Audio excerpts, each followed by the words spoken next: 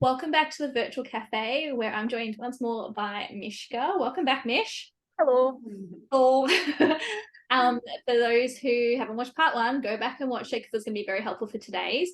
But you're still very welcome to keep watching what we're about to do. So you can watch this one first and then go back to part one. No specific order. But for those who don't know Mish is current Exogen Exotic Flow champion, as well as previous Miss Pole Dance Australia 2020. 2020. I was going to say 2021, but no, 2020. The COVID year, the year of lockdown, longest reigning for a while. Miss Pole Dance Australia. I think it was like 3 years in a row. Had it back to back. Bit nuts for a while.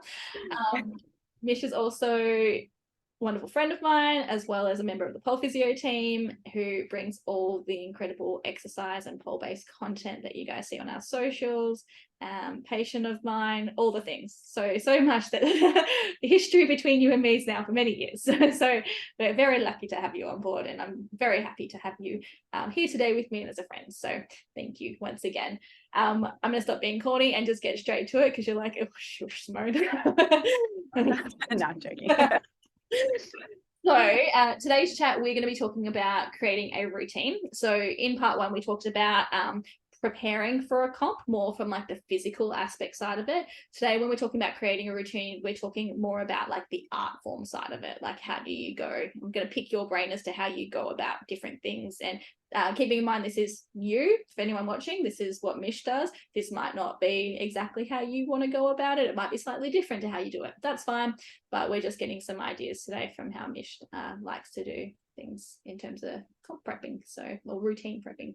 So first of all, can you give me a rundown in terms of how you find out about comps, like how you go about figuring out what comps you want to do? Like, what's your thought process there? So I am probably an inherently disorganized person. So back in the day, I'd be like, oh, there's a comp that's coming up very soon. I will apply.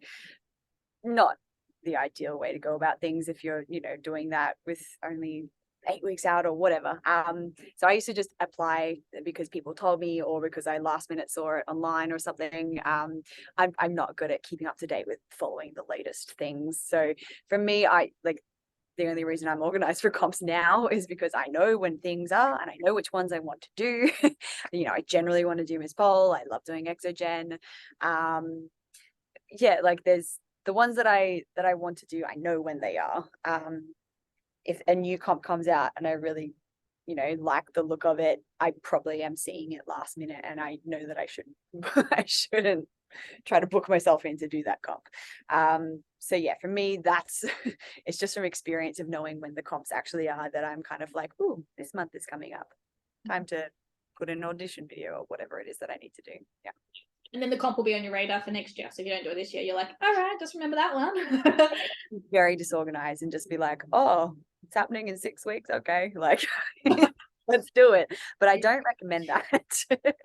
No, let's not. So for those who didn't watch the first one, personally, I love polers to have a minimum, like absolute hard minimum of 10 weeks before they for prep for a pole. In the ideal world, 12 to 14 weeks is very helpful, gives a lot more time for buffer.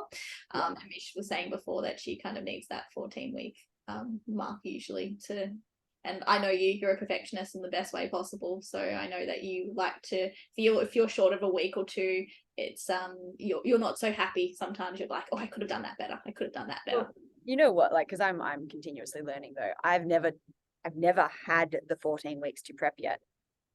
Yeah, we're fixing that this year. Yeah, like we are. Like that's what I absolutely needed from Miss Pole last year, but I didn't have that. I think I had 10 and a half weeks. And I was like, man, if I just had those few extra weeks, I think, I would have been much happier. So yeah, I'm a perfectionist, but I'm also just terrible at time management too. So sometimes those 14 weeks don't happen, or they haven't yet in my history of performing, but it is going to happen this year. Yes, it is. Absolutely. I think I remember even saying to you in class, I remember going, have you started? And you're like, nah. And I'm like, you should start. I think I gave you a very subtle hint. Why? What month is it? It was that. And I think there was Why like some am I this travel. person? And I think you said, like, yeah, in the last chat that so much happened. We were all trying to jam everything in. It just became very mentally overwhelming. And it was like survival mode. A lot of 2022 was like, just get through this year. And it became a big shit show. But you're right. It was kind of like, I kept on going, this many weeks out, like you need to start prepping. And I'm pretty sure I told you at 14 weeks and I told you at like 12, and I was like, come on. And then at 10 you're like, so I started prepping this week, and I'm like, thank God. I was getting ready to It's just a time thing. Like, yeah, I remember Lisa being like, all right, how many weeks out are we? And I was like, I don't even know. And I looked at my phone calendar. I was like, oh, like 10 weeks. And she's a pro, so she was like, okay, not ideal, but we'll be fine. I was like, you're just trying to calm me down, aren't you? I was a little bit stressed underlying. But no, you're always in good hands with Lisa, so not yeah.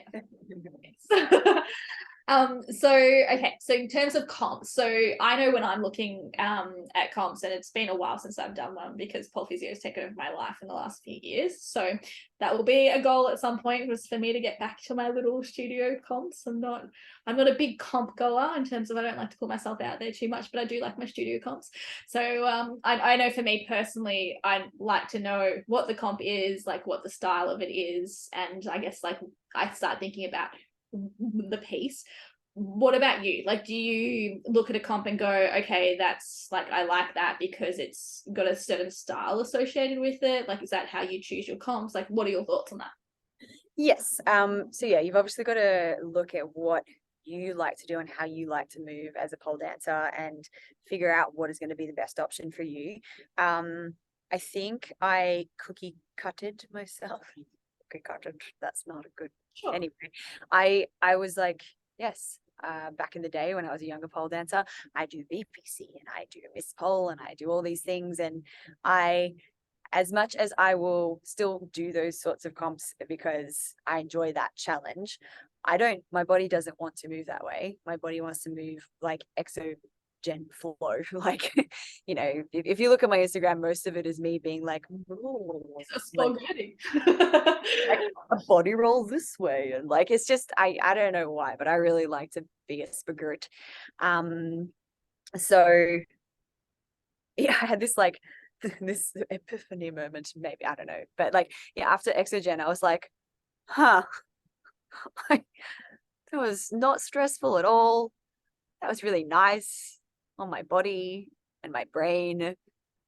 Have I been doing things wrong this whole time? And I don't think I've done things wrong. Like, I do want to push myself, and I'm so glad that I've pushed myself to do things like this pole and everything, but yeah, I was just like, I think I've stuffed up these last 10 years. No, sorry, I said that so quickly. Yeah, I was like, yeah. No. You were the most calm I've seen you in your comp prep during exogen. Like, out of all the comps I've seen you prep for, hands down the calmness. Like, you just seemed more at home naturally. Yeah, you had moments where you questioned yourself and questioned the process and questioned a few different things, but it was just so much more natural, felt more you, which was lovely to see from an outsider's point of view. It was good. But I distinctly remember a few years back after a comp, Dee and I having to chat to you and try to calm you down after the comp, because not going to say, I don't want to affect the comp name, but I'll tell you later.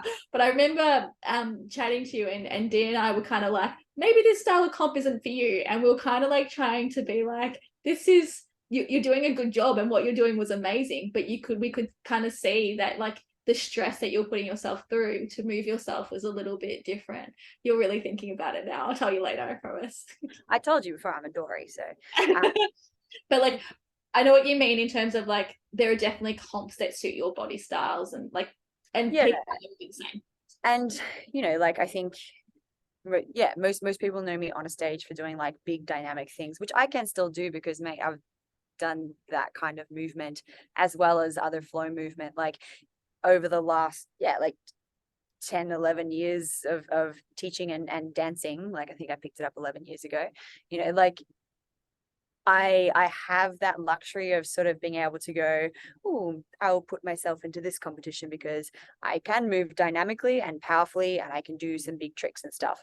And then be like, I'm going to go over to this side now because I can move like more flowy and spaghetti arms and all that sort of stuff. So, you know, like that's not for everybody because some people aren't yet at that point where they've been doing this for a bloody long time and they can pick and choose sort of how they want to move and what sort of comp they want to go into. But I have that luxury at the moment. But I think yeah, I just had that moment where I was like, oh, I should have been flowing a long time ago. Yeah. Like versatility is good. Like definitely in the dancer, versatility and being able to do many different styles is good, but just expect the process perhaps to be different for different routines. Like, yeah, there are some comps that are very like they feel to me to be more like weighted towards like gymnastics kind of movement. And look, like I have built myself up to be able to do some pretty epic tricks, I think, like if I do say so myself. But like it's kind of like, do I want to step up and dance against girls that are doing like the most bendy things or the most dynamic, powerful things that I'll never be able to do, or would take a very, very long time for me to do, or put me at risk if I do train them, because I can't put myself at too much risk of doing something that's going to like break a thumb or something, because I need this.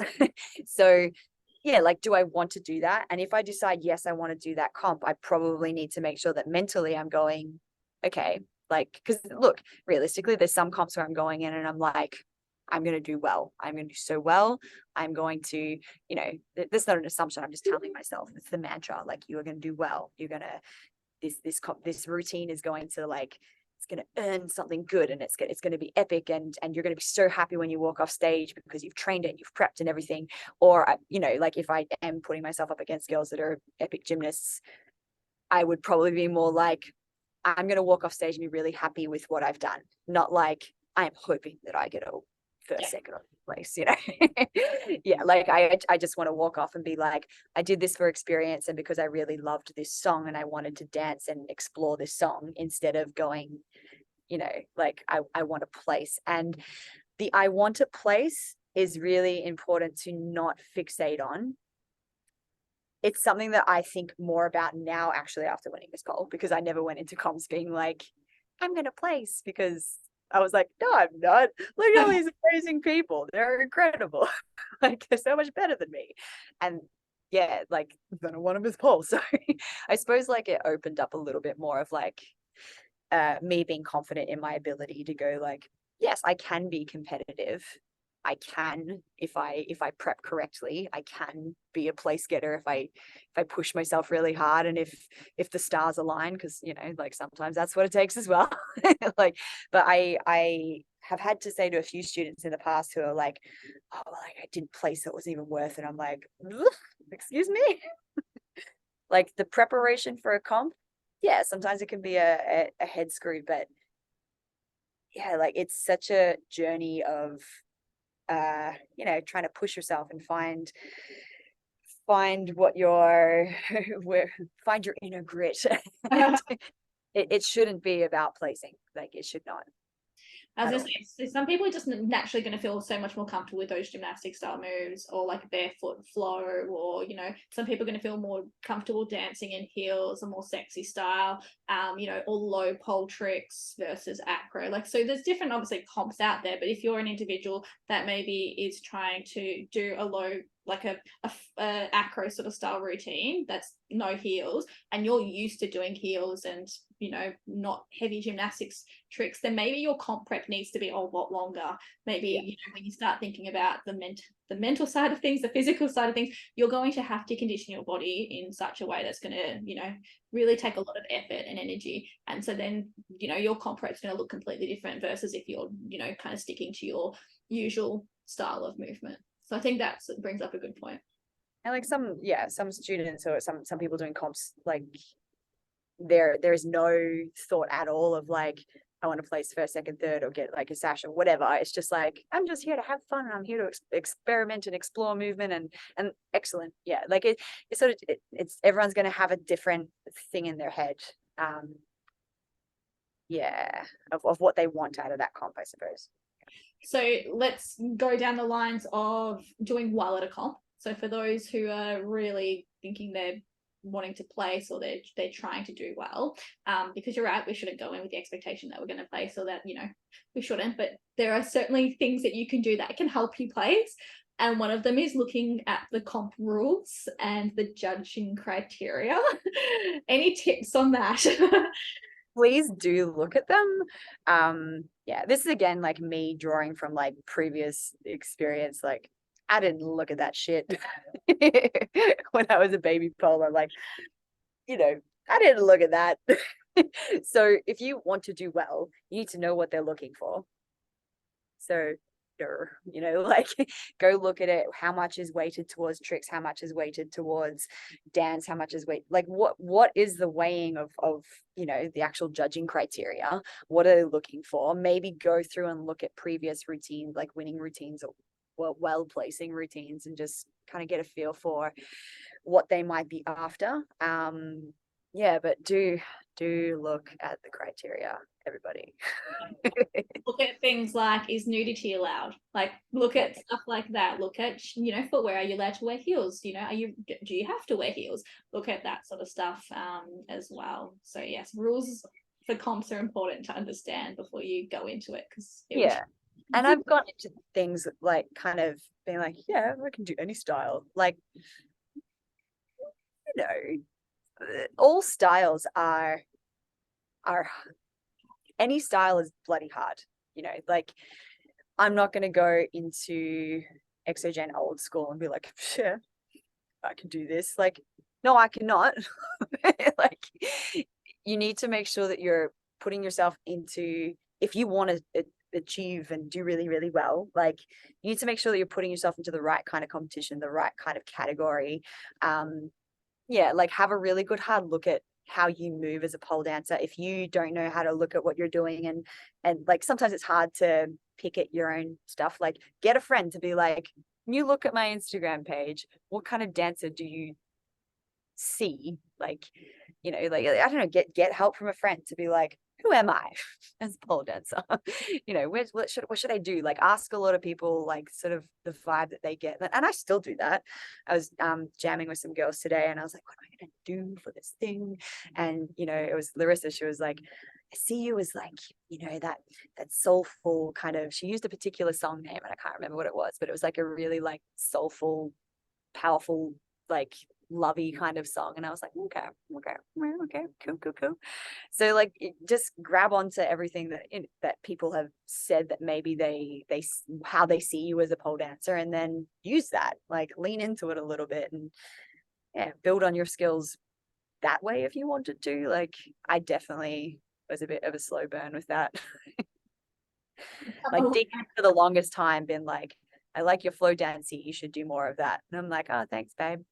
Doesn't do more of that. So Dee was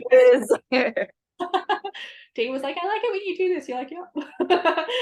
I was just like, I do it for me. Like, it's not gonna achieve anything, but it can, you know. I was gonna say, probably before Exogen had, you know, came out as a comp, and before the, you know, the exotic flow category, there wasn't really a comp out there. Yeah. To my knowledge, in Australia anyway, that really allowed and created the space for that style of movement. And that's the other thing. I think that we have a broader range of comps that can accommodate the type of dancer and the style of dancer that you are as well. Back in the day, maybe not so much. It was a little bit limited. But yeah, now there's just so much more opportunity to dance like a spaghetti, or dance the hard style, or do it old school, or whatever it is that you want to do. There's a lot more opportunity, I think, now. It's still really hard to get into a lot of comps, because when it says amateur, that ain't always amateur. But oh my god, that's an issue. I mean, worldwide, I was gonna say Australia, but no, worldwide, that there needs to be like some sort of this is amateur 1, 2, 3 or something. yeah, social law. There just needs to be some sort of, and there used to be in some comps from my understanding, but it's all gone. And then there's just been, there was a change a couple of years ago, a year ago, about one of the comps that's in Australia that's changed a few different things. It's a little bit of a mess at the moment. And I just think we've got girls doing rainbow Marchenkos in a, in an amateur level, like literally amateur level. So, and, you know, hats off to them. Not trying to have a go at that person. Because like, you know, that's where amateur has gone. It's not their fault, but it's difficult because like I've got truly amateur students that want to do an amateur comp. They're like, oh, should I enter into this thing? And I'm like, just so you know, like amateur here means that people are going to be doing a Phoenix, they're going to be doing like a spatchcock, they're going to be doing this, they're going to be doing that. And it's hard, and it's heartbreaking for girls that do enter into these amateur comps and then they get like knocked back, not because they're not appropriate for an amateur comp. It's just that amateur doesn't actually mean amateur. It should not be calling it amateur. It should be like, not semi-professional, because there is semi-professional as a level in Australia. We've got professional, semi-professional. There needs to be another grade or something in there. Yeah. Amateur should truly be, but anyway. That's my little tidbit that I get a bit annoyed at when I go to comps, and I'm just like, that is not amateur. I was like, if that's amateur. I suppose the difference that I see is like, because sometimes I see girls that are like doing all those tricks, and I'm like, what? What? But at the same time, I'm like, well, when I see the overall dance of it, like, you're not selling me this dance, like you're not giving it to me with the face and the, so it's amateur in that, like amateur, it's still phenomenal in that respect, that they're not completing the show with 100% of the like the showmanship, but it's still phenomenal because they're ripping out all these incredible tricks that I'm like, I would break myself if I tried that. And that's kind of where pole has gone. It's gone down, people who are have a gymnastics background, they've come in, or Cali background, they've come through, and that's great, like that's amazing. But they're utilizing this, years and years of experience to pull out tricks like that and learn tricks like that. And they're very quickly competing at this amateur level, but they don't have the years of training from a dance perspective or from a showmanship perspective and putting on comps. So that's where we're seeing this, these performances that don't quite sit right, that they're like physically brilliant, but they may be lacking something from experience. So it's definitely a hard one. Hey, bringing it back to you specifically, chicken or egg question. Yes. Oh, you like chicken? You like egg? I like them. Yes, yes, please. Song or theme first?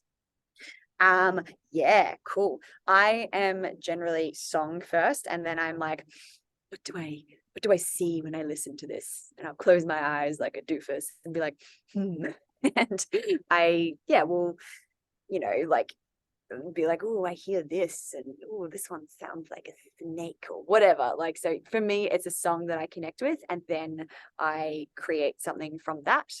Like I don't think I have had theme ideas before where I'm like, this would be a cool theme, but to go out and then source the song to match it, I think that's really hard.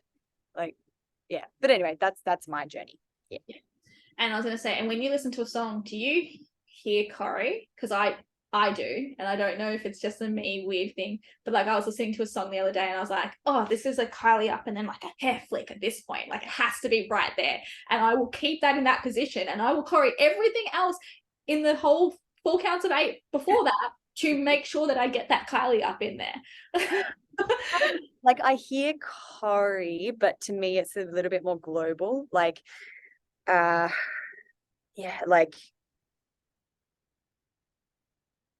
like I'm sure in that song that you heard, you could put the Kylie stand and the head flick up anywhere else. Sure you could, absolutely could, because it's not a hard thing to do, let's face it. It's just literally like you hear another accent and be like, like whatever it is, but for me, like I might have like a chunk of, for example, I over choreo, and then Lisa D will sit there and be like, move less, and I'm like, less, and she's like, yes, move less, and I'm like, okay, and then I slow my movement down and I do less, and she's like, less again. I'm like, what? And Imagine her saying that then, too. then we go into also this other realm of like, I'm moving very slowly in this one position, which you would think would be really easy, but you're like, So much harder. it's so much harder. So I over Corey, and I always need someone to be like, can you just calm your flappy tits a little bit? Like, this is a lot. There's a lot of shit going on here. And I'm like, yeah, there is, isn't there? And then I start to pull stuff out. So I might hit Corey, but maybe that Corey is way too much and I need to calm my farm. Quote of the day, calm your flappy tits. Yeah. I'm all over the place. That's so much. All right, well, cool. So at least I know that I'm not weird in terms of hearing Corey then. But yeah, I also Corey to lyrics a fair bit. And I know like pole moves classes that I do with you, we Corey to lyrics quite a fair bit, which is great. Which I love it when you put something there and you're like that horse mind, and we're like riding a horse and we're like literally in a squat. It was hilarious. We were just like laughing. We were just pretending to laugh. So I laugh because I'm like, oh my God, these girls will do anything I tell them. Absolutely. And I'm there going, we are doing anything she tells us. And it's hilarious. And she's taking full advantage All of of it. us were like lassoing a little calf or something. I don't know. It was ridiculous. It was ridiculous. Obviously, that's like just a pole dance class as opposed to a comp. But when it comes to comp, I do like to sometimes make things very lyrical. And it might be even to a poppy routine. If someone says something, I'll be like, oh yeah, have to do something there. So it's nice to know that I'm not the only one that likes to sometimes go, I have to put this in there. But I like to listen to, you know, the lyrics and go, okay, in this bit, and this might be a me thing, and there might be other people out there. This would definitely not be a you thing. I know you would not do this, but I like to print out the lyrics sometimes and actually double space the lines. I know you're gonna laugh at this, and I'll sit there and go, cool, this is this many counts of this, and I like to go, okay, something here, like this could be this particular transition to this to this to this. I'll then take that into the pole studio with me because I'm listening to a song at the same time, and I'll be like, does this work? I can't do what you do, which is like sit there and just listen to music, put something together and be like, yeah, it works, or yeah, nah. I can't do that. It's pre-planned. I'm a little bit like quirky with music as well, though. I used to be a drummer in high school. I did not know that one. I know. I was a very good drummer. So like for me, accents and knowing my counts of eights, and I know music very well. Me and music are good friends. So yeah, so like you might need to write it out because you're like, oh, I don't know what count of eight I'm up to here, but like I will hear something and I'm like, yep, got it, cool, awesome. So that's lucky for me. I think drumming helps and knowing like when an accent is coming and stuff. So yeah, like I think while I laugh at you like No, I should be and writing your shit out and being like, kindly stand here. That's fine. Like I do have some students that do that and I'm always like, funny. But it's good. It's your process. It's fine. my process. I love that. Definitely being a drummer would be the most helpful thing. I should be better because I was a classically trained pianist, so I should be better with. I'm pretty good with counts usually, but it's been a very long. I mean, that's more like your dexterity, I suppose. Like little. So you have to keep. Yeah, you have to keep to account, but there's lots of like little weird things that happen. It's more artistic-y, sort of like. Yeah. Whereas I suppose like drumming, you have to be the backbeat. You are the backbeat. I was going to say, so there's a bit of a difference there, but yeah, no, still shame on me. No shame. I like my process. It works for me. Okay, so then in terms of actually like putting the tricks, so it's all about kind of finding your groove, not choosing tricks that are new to you or that you haven't conquered. I imagine is sort of a pretty important thing when it comes to creating routine.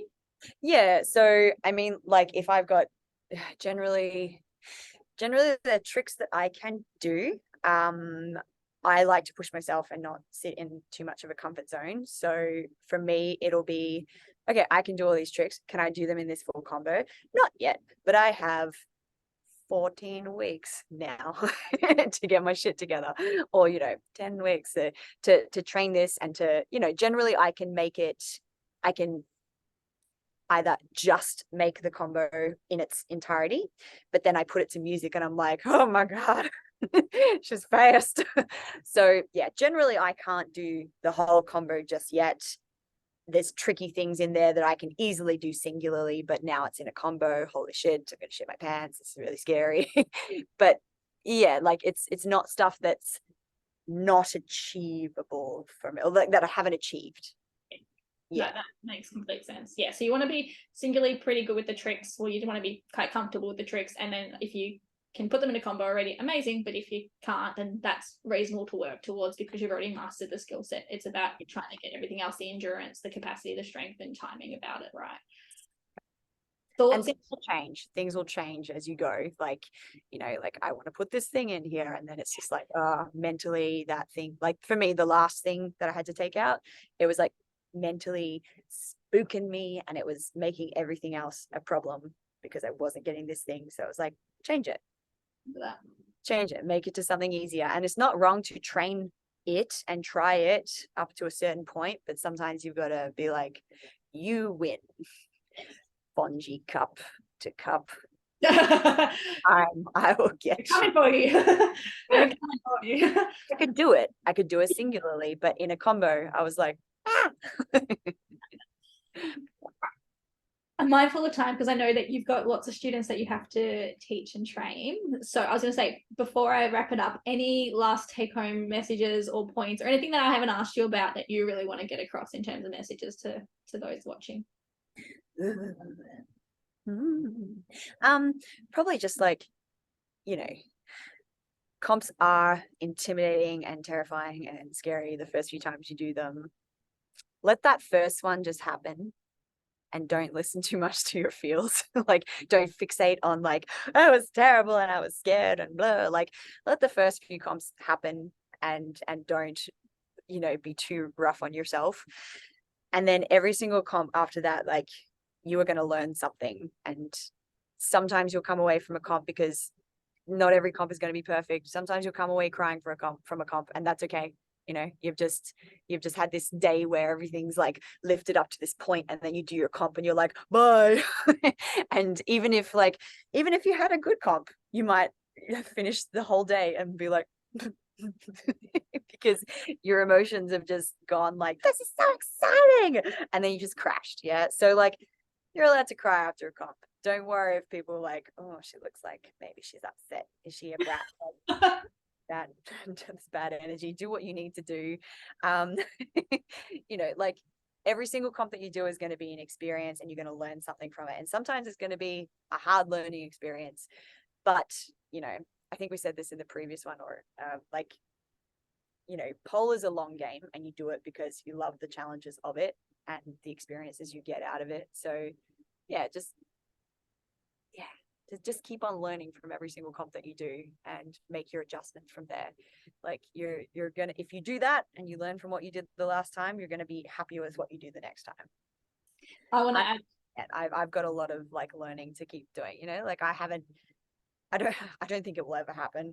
I haven't come off a stage and been like, that was my perfect comp run. Like, it's never happened. I don't think it will ever happen, because that's the kind of person that I am. I'm like, I'll look at it and be like, you slightly flexed your foot there. You know, like I'm always going to pick away and be nitty gritty at what I'm seeing. But yeah, like you'll just keep on getting better and keep on improving, and save your damn videos, even if you're like me and you can't watch your video for like 6 or 8 weeks afterwards. Like, save your videos and watch your progress, and be fucking proud of your progress too, because it's hard to get up there, and it's hard to dance in front of a room full of people that are looking at you being like, come on, entertain me. You know, it's really hard. So be friggin' proud of what you do. that was well said. I'm going to add one little thing to it, if that's okay. I was going to say, first of all, well done to anyone who puts themselves out there, because like what you said, it's hard. And two, for anyone who doesn't want to put themselves out there, it doesn't make you any less of a polar. That's No. we're talking about obviously creating routines today, but there's a lot of people out there who don't want to compete, and there's absolutely nothing wrong with that as well. So I know like some of my absolute pole idols don't like competing, you know, like that doesn't make them any less. And yeah, it's just gotta, pole competing isn't for everybody, and that's fine. You know, like I'm sure I'll get to some point where I'm like, I'm exhausted, I need to have a break from competing, because it's a lot. You have to invest a lot of your time and your energy, and there's going to be sacrifice. So if that's not for you, then don't worry about it. Who cares? It just means that you get to keep on playing, exploring with new shit, instead of dedicating that time to comp stuff. Lots of comp training.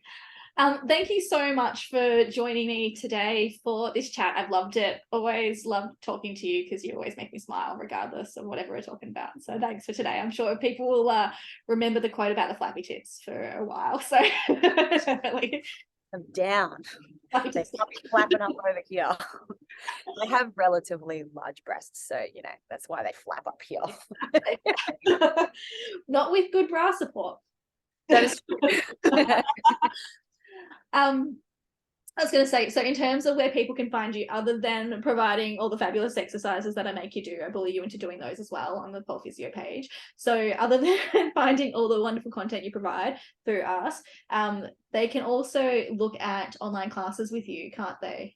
Yes. Yeah, so for the next term, I'll be still teaching online classes with Pole Divas on Tuesday nights, but there's recordings available. And then the next term, I'm going to be taking them over through. I just need to get my shit together and find a booking system. So yeah, there will still be online classes. I do online privates as well. I'm quite busy, but you know, if I can slot you in, I'll do it. I was going to say, if you're consistent enough with her classes, then you're more likely to get an in. Once Mish knows you, she knows where you got, you're more likely to just a little bit. Sorry, Mish. That's true. Everyone's like, oh, this time doesn't work for me. Can you do like 9 a.m. on a Sunday? And I'm like, Sacrilege. I'm trying to say no more often though. You're very in demand, that's for sure. But yes, I was going to say people can certainly access you via the online classes and go from there. Well, thanks again for joining me. I appreciate it. You go and teach now. I've kept you for way too long. Thank you so much. Sending you much love from, I was going to say probably 15 minutes away from where you're located at the moment, but that's okay. Thanks everyone for joining us. I hope you have a lovely rest of your day and keep on watching the series. Keep an eye out on what we've got coming up next. Bye.